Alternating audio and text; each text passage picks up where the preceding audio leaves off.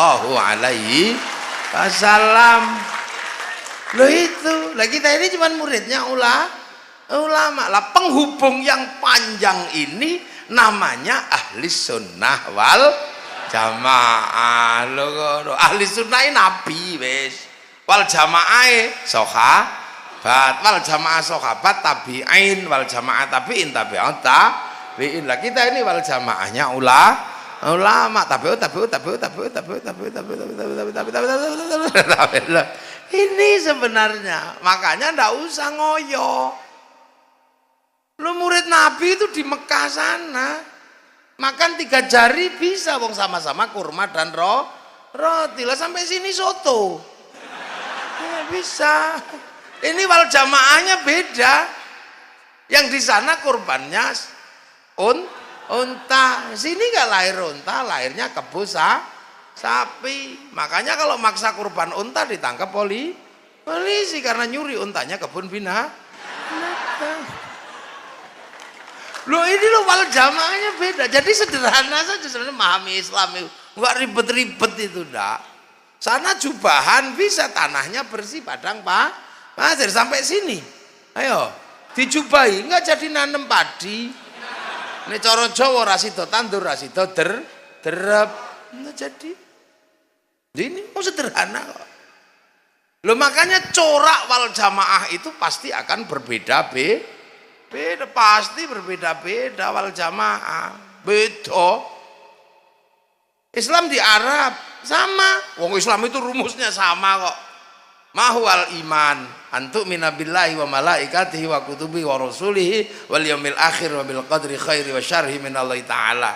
Sodakta kata malaikat. Mawal Islam antasyhadu an la ilaha illallah wa anna muhammadur rasulullah wa tuqimus sholata wa tu'tiyaz zakata wa tasuma ramadhana wa tahujjal baiti man istata'a ilaihi sabila. Sama rumusnya, cuman ketika berjalan ini kan beda.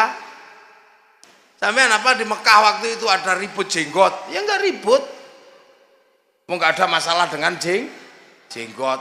Tapi ketika Islam masuk ke Madinah, ribut masalah jenggot. Kenapa? Karena di Madinah ketemu orang berjenggot yang aneh. Di pasar Madinah itu ada orang jenggotnya 12, ini kiri kanan kumis.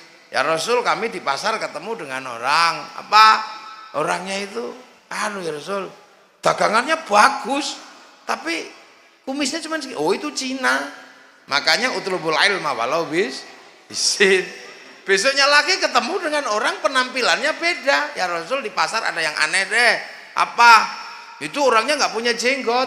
Apa orangnya itu kalau jualan, culasnya luar biasa. Ini suka bohong ini, suka bohong itu. Katanya sudah ada yang nawar padahal belum. Oh yang biasa begitu Yahudi. Kamu kalau pengen lihat Yahudi cirinya gampang. Nggak punya jenggot orangnya. Rambutnya hitam walaupun tua punya gigi.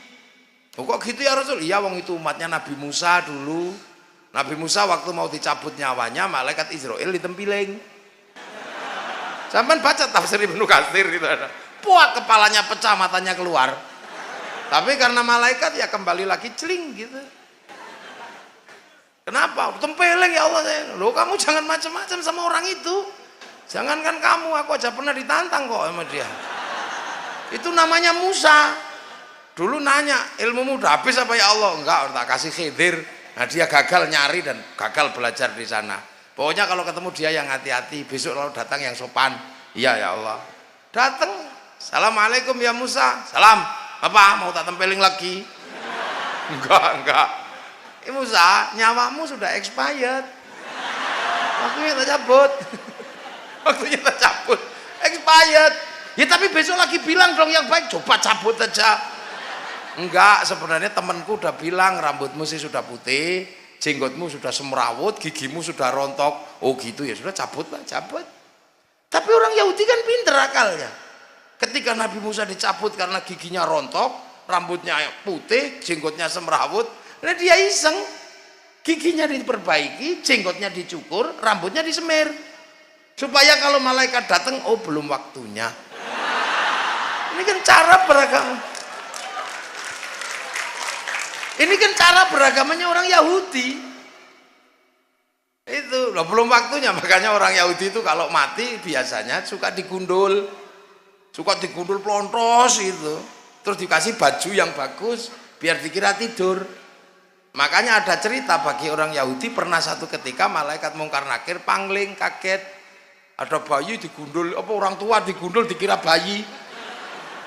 Ya Ridwan dapat bayi mati, tapi besar ini. Oh bukan, itu bukan bayi, itu digundul katanya.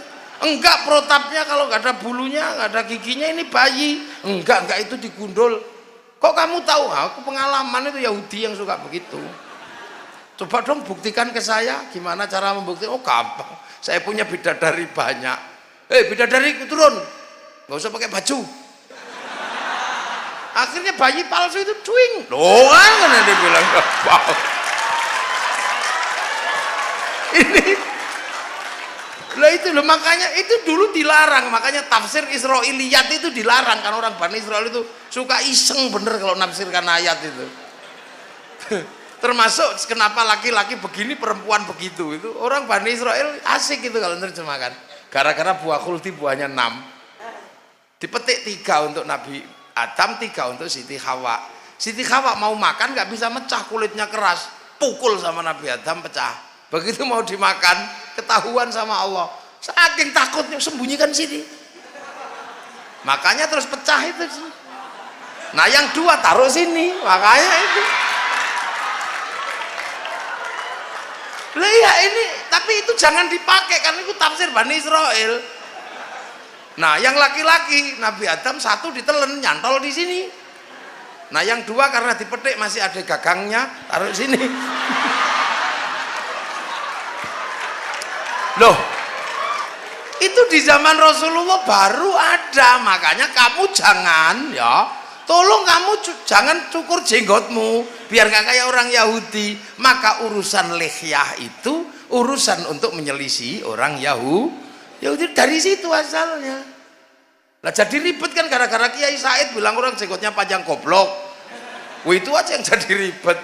Itu gara-gara Kiai Said merespon orang Indonesia yang mengatakan Wali Songo itu nggak ada. Mereka ini kan lama mengatakan Wali Songo itu nggak ada, melakukan studi Gajah Mada itu Islam, namanya Gajah Mada kan ada itu. Lah saya waktu itu diminta untuk menseminarkan Gajah Mada dengan nama Gajah Mada. Saya tak seminarkan, saya ngomong aja, saya nggak mau ngomong panjang-panjang. Loh kenapa Kiai? Lah saya ini jengkel aja. Ini yang nulis ini dan orang-orang ini masalah buat saya. Kenapa masalah? Mereka inilah orang yang selalu mengatakan bahwa mendoakan orang mati itu nggak nyampe. Lu ini mendoakan orang mati aja nggak nyampe, malah sekarang mengislamkan orang mati. Gajah Mada sudah mati malah diislamkan, nggak mau ngomong, saya pulang saya.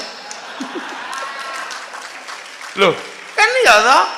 Ini orang selalu mengatakan doa orang hidup kepada orang mati itu nggak nyampe. Lo kok malah ngislamne wong mati gila ya, ngomong kocruk. Itu untuk mengatakan Wali Songo tidak ada ya, termasuk ada Zainal Abidin, ada Badrus Salam mengatakan Wali Songo itu fiktif, nggak ada. Lah Kiai Said sebagai ketua NU merasa punya tanggung jawab. Wali Songo kalau nggak ada lah NU itu ikut siapa?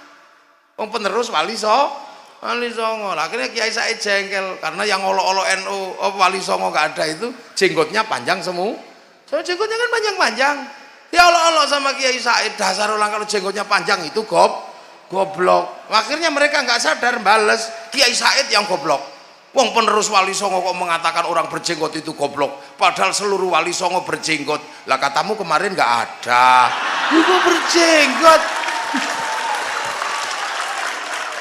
Loh itu terus digoreng sana goreng sini loh.